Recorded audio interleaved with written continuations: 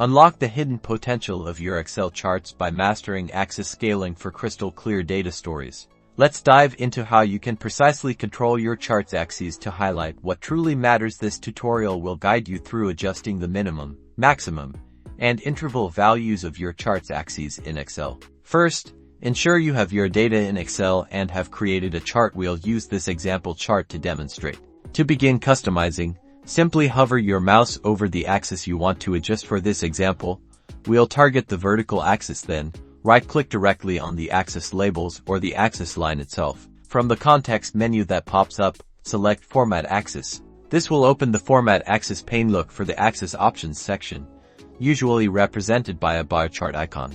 Within Axis Options, you'll find Bounds and Units. The Bounds section allows you to set the minimum and maximum values for your axis. Adjust the minimum to your desired starting point and the maximum to your desired endpoint. For instance, if you want your data to start visually at 0, set the minimum to 0 as you change these values.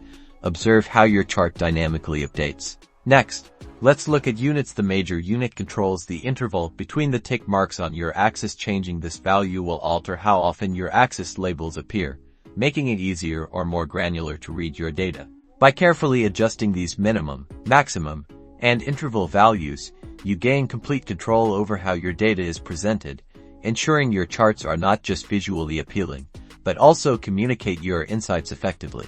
Experiment with different settings to find the perfect scale that tells your data's story most accurately and compellingly. Mastering axis scaling is a powerful tool for anyone using Excel for data analysis and visualization. #Excel tips #data visualization.